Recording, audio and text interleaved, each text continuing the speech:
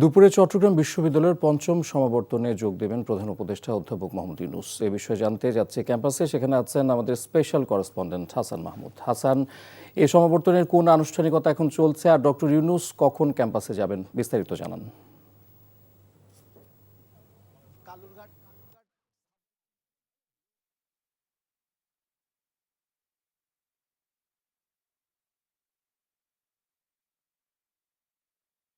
এখন আসলে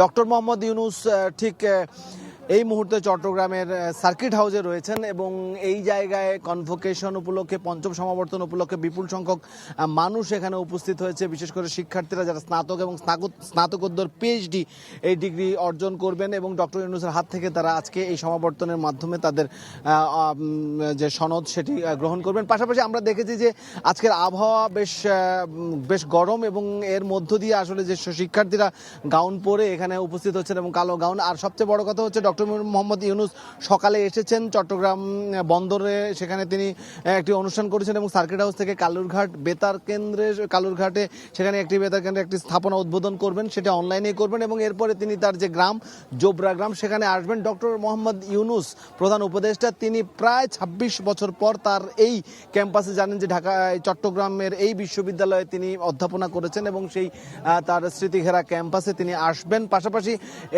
তার আগমনকে কেন্দ্র করে কিন্তু কয়েক স্তরের নিরাপত্তা ব্যবস্থা নেওয়া হয়েছে এবং পুরো চট্টগ্রাম বিশ্ববিদ্যালয় এবং এর আশপাশের এলাকায় কিন্তু পুরো নিরাপত্তার চাদরে ঢেকে ফেলা হয়েছে এবং আমরা দেখেছি যে শিক্ষার্থীদের মধ্যে ব্যাপক উৎসাহ উদ্দীপনা। অনেকে এসেছেন দীর্ঘ সময় পর তার প্রিয় ক্যাম্পাসে ঘুরে দেখছেন এবং অনেকে রাতে আমরা দেখেছি যে গভীর রাত পর্যন্ত এখানে অপেক্ষা করেছেন, নাচ গান করেছেন এবং মানে অনেক দিন পর তাদের যে পুরনো শিক্ষার্থী, পুরনো বন্ধুদের সাথে সাক্ষাৎ করতে পেরে তারা সারা রাত অনেকে জেগে ক্যাম্পাসে কিন্তু কাটিয়েছেন, আমরা এটাও দেখেছি। এবং যেটা বলছিলাম যে প্রফেসর মোহাম্মদ ইউনূস তিনি এই বিশ্ববিদ্যালয়ের শিক্ষক ছিলেন এবং সেই স্মৃতিঘেরা ক্যাম্পাসে তিনিও আসছেন। তো সব মিলিয়ে প্রায় ৯ বছর পর, দীর্ঘ ৯ বছর আগে এই চট্টগ্রাম বিশ্ববিদ্যালয়ের সবশেষ চতুর্থ সমাবর্তন হয়েছিল। এটি পঞ্চম সমাবর্তন এবং সবশেষ এই পঞ্চম সমাবর্তনে অংশ নেওয়ার জন্য এবং সমাবর্তনের সনদ নেওয়ার জন্য কিন্তু বিপুল সংখ্যক শিক্ষার্থী দেখতে পাচ্ছেন যে এখন প্রবেশ করছে এবং শিক্ষার্থীদেরকে প্রবেশের জন্য অনুমতি দেওয়া হয়েছে। এখানে নিরাপত্তা, বিশেষ করে SSF অর্থাৎ স্পেশাল সিকিউরিটি ফোর্সের নিরাপত্তা সহ বিভিন্ন কয়েক স্তরের নিরাপত্তা রয়েছে। তো সব মিলে কিছুক্ষণের মধ্যে বেলা ১টা ৩০-এ হয়তো বা ডক্টর মোহাম্মদ ইউনূস আসবেন এবং এই সমাবর্তনের আনুষ্ঠানিক উদ্বোধনটি শুরু হবে এবং এখান পর যেটা দেওয়া আছে ৩টা ৫০-এ তিনি বক্তব্য দেবেন।